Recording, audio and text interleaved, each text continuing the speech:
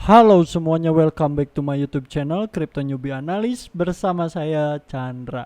Selamat sore semuanya, selamat datang di Crypto Newbie Analyst. Per hari ini kita bakalan ngebahas tentang updatean harga terbaru tentang cryptocurrency, terutama dari Bitcoin. Tetapi sebelum masuk ke inti materinya, kita bakalan membahas terlebih dahulu kapitalisasi pasar untuk per hari ini. Yang dimana per hari ini dari kapitalisasi pasar meningkat sekitaran 0,53%, yang dimana masih tetap berada di kisaran 1,4 triliun dolar ya, atau triliun rupiah ini karena kita pakainya kursnya rupiah ya. Kalau misalnya kita ngelihat juga dari top 10 harga cryptocurrency, yang dimana posisi Dogecoin per hari ini mengalami kenaikan sekitaran 1,34%, untuk Solana mengalami penurunan sekitaran 1,39%, untuk Cardano mengalami penurunan juga 1,24%, untuk XRP mengalami penurunan juga sekitaran 0,10%, nggak terlalu parah ya XRP. Untuk BNB 0,32%, untuk Ethereum mengalami kenaikan 4,49% ya, 0,49%, dan untuk Bitcoin mengalami penurunan sekitaran 0,48%. Jadi untuk per hari ini mix ya, jadi posisi market dari per hari kemarin sampai sekarang enggak kemana-mana, masih tetap berada di range itu-itu aja. Jadi kalau bisa disebut ini masih dalam fase range sideways ya, seperti itu. Nah, sekarang kita coba melihat dulu apakah ada event penting yang memang perlu kita perhatikan ya. Memang ada beberapa event penting yang harus kita perhatikan per hari ini itu ya, jam 8.30 berarti kalau misalnya di kita itu sekitaran jam 9-an atau setengah 8-an ya. Di sini ada apa? Ada VVI, yang mana posisi VVI ini kalau misalnya kita ngelihat Producer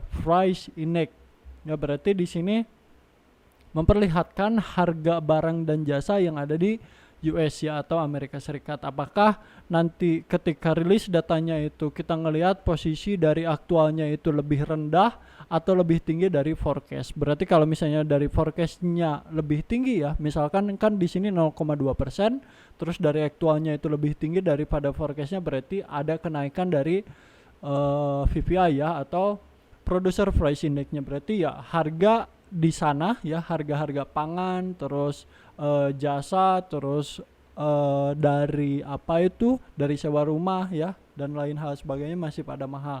Yang apa itu artinya? Berarti si posisi inflasi di Amerika belum tertangani secara baik gitu ya. Oke, kita langsung masuk ke inti materinya saja, yang dimana posisi market Bitcoin per hari ini kita nggak ngelihat posisi market pergi kemana ya, atau entah itu dia turun signifikan atau naik signifikan. Dari posisi time frame daily, si posisi market Bitcoin per hari ini ya close dengan posisi candle merah ya, close dengan posisi candle merah. Berarti apa posisinya itu? Berarti di sini belum ada buyer yang tertarik untuk membeli harga Bitcoin sampai mendongkrak harga Bitcoin makin naik ke atas gitu. Jadi sebenarnya untuk per hari ini kita cukup quick update aja, karena tidak ada pergerakan yang signifikan dari posisi harga Bitcoin. Mungkin akan saya update lagi secara apa itu penurunan ketika nanti dia turun akan kemana atau naik akan kemana. Kalau misalnya kita ngelihat dari time frame daily, sebenarnya dia nggak pergi kemana-mana teman-teman. Mungkin orang-orang masih wait and see tentang rilisnya VVI dan CPI. Ada di tanggal 12 CPI ya, sama The Fed meeting minutes, dan juga CPI di tanggal 13-nya gitu. Coba kita ngelihat di time frame 4 jam dan di time frame hourly ya, atau di time frame 1 jamnya. Kalau misalnya kita ngelihat si posisinya itu memang per hari kemarin itu sempat turun ke kisaran 18.800 ya, tapi spike-nya memang benar-benar langsung cepat, spike-nya naik langsung gitu.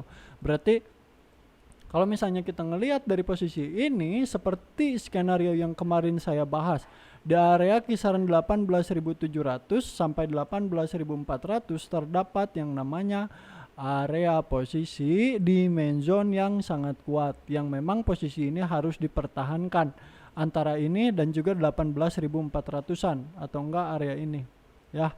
Jadi teman-teman kalau misalkan nanti kita ngelihat posisi harga Bitcoin sampai turun, berarti turunnya itu akan kemana? Turunnya itu akan ke area kisaran 18.400. Kalau misalkan kita tarik ya dari posisi ini, berarti kalau misalkan si posisi harga Bitcoin itu mampu close di bawah kisaran 19.000, berarti ini kabar buruk untuk Bitcoin ya. Karena kita ngelihat si posisi Bitcoin close di bawah harga demand daily-nya di sekarang ya. Berarti kalau misalnya dia close, si posisinya akan close di bawah, terus dia mantul mencoba retest di kisaran 19.000. Kalau misalkan nggak kuat ya menembus area kisaran 19.000, setelah adanya penembusan dari 19.000 dia akan turun ke kisaran 18.500 atau 18.400, dan ini adalah posisi area demand terakhir yang harus dipertahankan oleh Bitcoin. Kalau misalkan posisi ini tertembus ya, kita akan melihat posisi harga Bitcoin bakalan jatuh ke area kisaran 17.500-an. Ini untuk harga paling dekatnya ya, 17.500 atau 17.600-an teman-teman. Jadi karena posisinya untuk per hari ini kita belum ngelihat posisi harga Bitcoin itu akan pump atau dump gitu ya, karena melihat dari sisi event yang sangat penting per hari ini ya, ada PPI dan besok CPI. Mungkin para trader masih wait and see karena ketakutan keseret ya, entah itu naik atau turun. Jadi kalau misalnya posisi untuk sekarang itu ya antara posisi buyer sama seller belum ada yang aman, karena para trader masih wait and see melihat hasil dari VPI dan juga CVI begitu ya. Karena menurut pengalaman saya ketika akan menuju ke event-event besar, market sudah mulai ada volatile, dan begitu pun sebaliknya. Sekarang pun ketika posisi market akan mendekati ke VPI dan CPI, apalagi FOMC ya, itu sangat volatile. Jadi untuk teman-teman cukup hati-hati aja kalau misalnya teman-teman masuk ke market untuk per hari ini sampai tanggal 13-an. Mungkin itu aja, karena belum ada pergerakan yang signifikan dari Bitcoin, jadi kita masih tetap wait and see terlebih dahulu. So untuk updatean per hari ini mungkin itu aja teman-teman. Mungkin untuk per hari besok kita ngelihat dari hasil PPI sambil menunggu hasil CPI-nya seperti apa ya, seperti itu. Jadi untuk teman-teman yang masih bertrading dan juga investasi di cryptocurrency, tetap berhati-hati ya. Apapun yang kalian lakukan itu adalah tanggung jawaban kalian sendiri, yaitu do your own research ya. Saya Chandra pamit, selamat sore semuanya, see you, bye bye.